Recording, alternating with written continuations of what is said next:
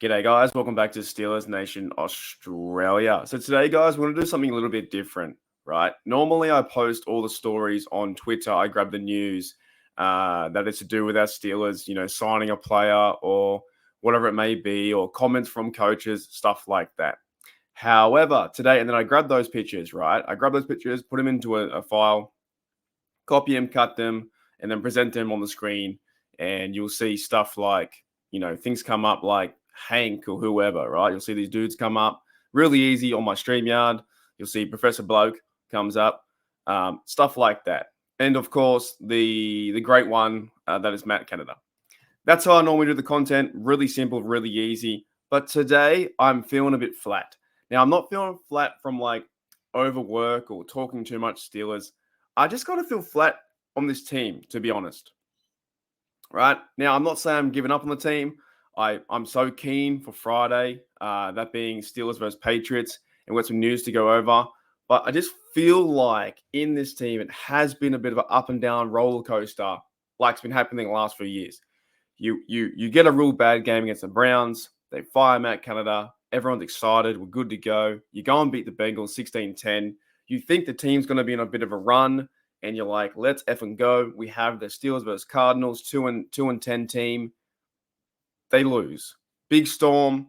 Kenny Pickett gets injured. Now we don't know what the future may hold for Kenny Pickett. Now that he's out for 2 to 4 weeks. Will he come back? We have no idea. It's like, his season could be over. Then next year, do you go into the draft? Do you get a quarterback? Do they go and get a free agent quarterback? Is Trubisky the guy? All these questions, right? And I say that, and I'm like, that's why I feel flat. Because now the Steelers are starting Trubisky. And I think I've seen enough from him where I'm like, I just don't trust what he can do on the field. That's the main point that I want to kind of say. At the same time, though, that Trubisky right now has the opportunity to go out there and make this his team. Kenny Pickett is down for the next 2 to 4 weeks, possibly the season. If you go out there and ball out and you play the best that you can be, and you retain that first round status that Trubisky is, and he's only 29 years of age. You go out there, you have no Matt Canada holding you now. Go out there, throw the football, and be the best player you can be, and show Steeler Nation why you are a good backup, and possibly you're fighting for your job here with the Steelers, or maybe you're fighting for another job in the league. All these quarterbacks are going down around the league, right? I'm not saying that they're going to cut Trubisky, but next year, maybe you could trade him away, or maybe he might go to another team. It's a possibility if he does play good football that they could use Trubisky to trade away to another team to get him back in the light to be number one. So I am feeling a bit flat, feeling very flat. So we're going to do something very different today. And that's my Trubisky round. I want to get that out there. Trubisky, right now, you have to show up. You've got to show up because you have got the next 2 years on the contract. You're only 29 years of age, right? We saw what Geno Smith can do, can restart their career. You're versing the Patriots, who are a bad team. Go out there and restart your career, or at least have that conversation about the quarterback controversy, right? Steeler Nation doesn't believe in Trubisky right now, and he's all we got. Like, we want to see Rudolph out there, but they're not going to do it. Mike Tomlin talked about that. Now, I do want to do something different. Okay, so we're going to go through my Twitter, and I was going to do these individual anyway, but let's just scan through my Twitter, do some news and notes. All right, so we got some stuff here, scanning real fast. By the way, there's if you do want to check it out, YouTube, myself, Steeler Nation Oz, when I talk to Merrill Hodge, still one of the best podcasts I've ever done with Merrill Hodge, fantastic, right? But here's something from Deontay. This is going all over the shop, by the way. So Deontay, he said here in an interview, I think yesterday or today, he said, once we got out there, I felt like something was different. We weren't at our best. I just felt like we took them lightly. Now, I've been hearing this a lot around Steeler Nation with Warren and Minka, how they just were not prepared.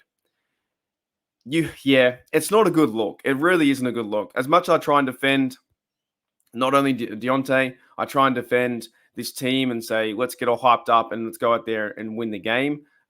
It really isn't a good look when you aren't prepared or you take the team lightly. That is the Cardinals being a 2-10 team. Now, they showed up. They definitely showed up. But when you're not prepared and the coaching staff isn't prepared as well to get your guys fired up to play that game and play physical football, and you say, oh, we took them lightly, it's not a good look for the team. It's not a good look for anyone. So that was kind of not the best idea to see that from Deontay Johnson.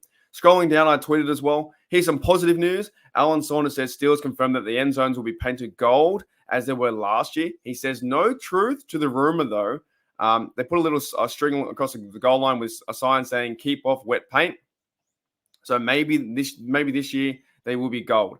Also, Alan says the Steelers are wearing the Color Rush uniforms for Thursday Night Football. I believe Steel Nation in Color Rush that we are 6-1 or something similar. I haven't checked the stats right now. If you guys do know the number, I think we've only lost once. We've lost one time in the Color Rush. I believe we're 6-1. That's from memory. All right, keep going down. What else I want to say? Steelers now reports Terrell Austin downplays injuries to linebacker. I actually love this. From the coach because, look, Austin, if you talk about wanting to fire Canada, there could be a cause to fire Austin too. But he says, really, nobody gives a shit. You've got to go out and get it done.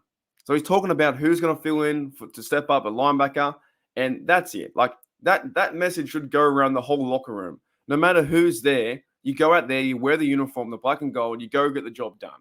I don't care if you're the first stringer, third or fourth, or practice squad, you go and get the job done. So I kind of like that message from Terrell Austin. At the same time, though, with Terrell Austin, I think he has to rise up to the occasion, and he needs to have some better game plan because you can't allow a 99-yard drive down the field. Also, news and notes here. New quarterback Steelers, Trace McSorley will wear number 4. Number 4. Not that it matters too much, and I'm not putting shade on the guy, but we won't see him this year. You've got Trubisky, Rudolph, and McSorley. If Kenny Pickett is out 2 to 4 weeks and then maybe 5 weeks or the season, if he's done, then you won't see McSorley play unless he has to. So he's wearing number 4. Excuse me. Right. Going down here. What do we have here? It says we've got to do better at coaching, playing all around. It wasn't the communication. I think we just had a bad day at the office. And it was. At this point, guys, Steeler Nation just has to move forward. I know it's hard. It's tough. I even said I feel flat today. I feel very flat thinking about this team. We do have some highs where you beat the Bengals, have some highs where you beat the Ravens and Browns early in the year. But then you crash against the Texans, you crash against the Jags, and now a massive crash against the Cardinals. So it's like a rocky roller coaster, man. It's up and down, up and down, up and down all the time. But it's a bad day at the office, and I think you have to move forward as best you can. And I'm looking forward to the game, man. They're wearing color rush, but yeah, I do feel that sense of unease. Like the Storm, we all waited like an hour and a half for the Storm, and I was like, man, I already know we're going to lose. We're already down by 7 points or whatever it may be, or 10 points. And I was like, we've got Trubisky. They're going to come out slow, and they did. They fumbled the ball. Next minute, they were down by 14. And we had to wait another hour to see the game lose. So Terrell Austin says, have a bad day at the office, and they kind of need to rebound from that. Of course, a few more things. It says here, Steelers have tweeted that they're going to use color rush as well. Like I said, I think they're 6-1 in those uniforms. So let's hope they fire up. And also Nick Farabaugh, another bloke who works for the Pittsburgh media over there, says the Steelers will be painting the end zones gold for their Thursday Night Football game against the Patriots, right? One last thing I want to do in this little Twitter mailbag thing. So we have here, Minka Fitzpatrick said, after the Cardinals game, we've got to go into the games like this and realize we have to play our best ball. Facts. And they don't do that. They see teams with a 2 and 3 or 4 games, they just don't. They come out flat all the time. He says here, I don't understand games like this. We should be winning by a lot of points, playing great defense, and when we don't play our best ball, that's not the case. They're an NFL team too. They get paid too. So they're going to take advantage of us playing not playing our best ball. Right. So I'll end it there with that Twitter segment, guys. But thank you for checking out Steeler Nation Australia. I wanted to go through those little stories because there's a lot going on. And like I said, I wake up in the morning at 7 a.m. to 8 a.m. and I see all these stories like that. And normally I put them together and I do different videos. But I'm not as confident in this team as I was after the Kenny Pickett injury. Right? I'm still confident that they can win certain games, but they really got to show us. They have to show us. Trubisky needs to show us something. He has to. In the games he's filled in for, they've lost every single one. Kenny Pickett's been hurt now 3 times. 3 times injury. Is he the guy? I don't know. I was hoping to see 5 more games with Kenny and then have a good offseason, finish a year strong, have a good offseason, then go into the draft. Now we have to rely on Trubisky and see what he is, but he's fighting for his job and maybe another job in the NFL. because Kenny Pickett's out. So the Kenny Pickett idea, I'm not saying it's over, but I'm saying the flame is going from high to medium, now down to low, very low. I'm not saying that the experiment or the idea is over, but him being out doesn't give him help to be the guy for the future or the guy for next year. I said a few weeks ago, Kenny Pickett is now. Kenny Pickett ain't playing. That's the problem. He's not playing football. We now have to rely on Trubisky. All right, guys, I'll see you later.